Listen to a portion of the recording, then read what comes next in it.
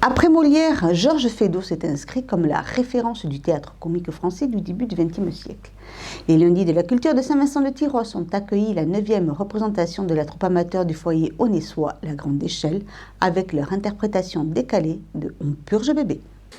Joué pour la première fois en 1910, On purge bébé de Georges Feydeau catapulte 7 personnages entre quiproquos, embrouilles et coups d'éclat. Ces 7 personnages, oui, un industriel de la porcelaine qui va essayer de se faire octroyer un marché par le ministère des Armées, un marché d'achat de centaines de milliers de pots de chambre à faïence. Alors là, on revient à l'époque, effectivement. Feydeau imaginait que l'armée commandait un porcelainier des centaines de milliers de pots de chambre pour les soldats de l'armée française. Voilà, et il se trouve que ce porcelainier a une femme qui a un caractère extrêmement bien trempé et qui, elle, a un autre souci ce jour-là, c'est de purger bébé qui, visiblement, est un tout petit peu constipé. Voilà, donc vont se confronter 2 gros problèmes. Le fait de pouvoir vendre à l'armée 300 000 pots de chambre et le fait de purger bébé. Voilà, mais tout ça sont que des prétextes à quiproquos et surtout à délire total. Je ne suis pas contente de Toto.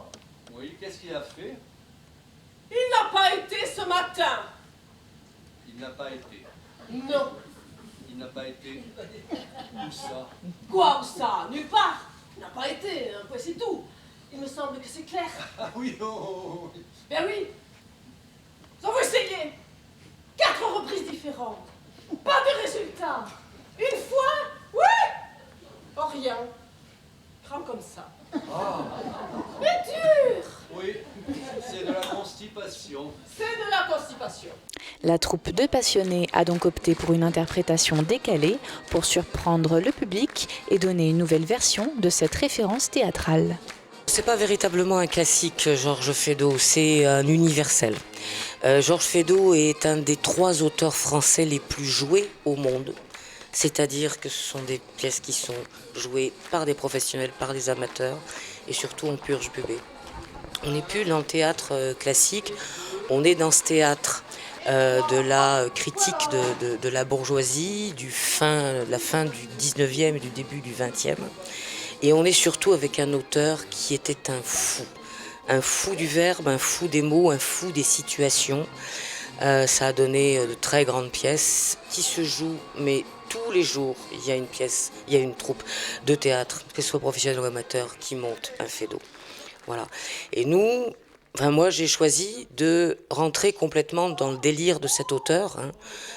C'est un auteur qui est mort fou, il faut le savoir. Alors on dit qu'il est mort fou de syphilis parce qu'il avait une vie un petit peu dissolue, mais il est aussi sûrement mort fou des intrigues qu'il a écrites. Il y a une sorte de folie de la relation humaine.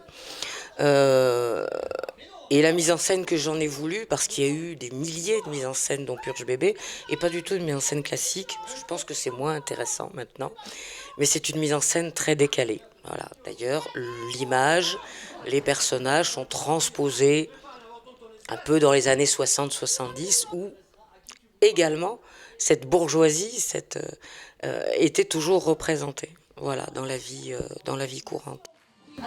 Moi, vouloir faire voir le monsieur.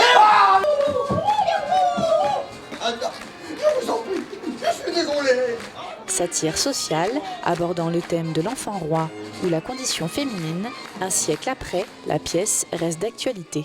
Les personnages de femmes sont des personnages forts. Dans d'autres mises en scène, effectivement, le porcelainier peut essayer de se servir de sa femme pour séduire le représentant des armées. Là, c'est pas trop le cas. C'est pas une vue qui m'intéressait forcément dans cette mise en scène. Mais il faut dire que dans le théâtre de Feydeau, alors qu'on est dans une écriture de la fin du 19e, début du 20e, effectivement, les femmes ont la partie extrêmement belle.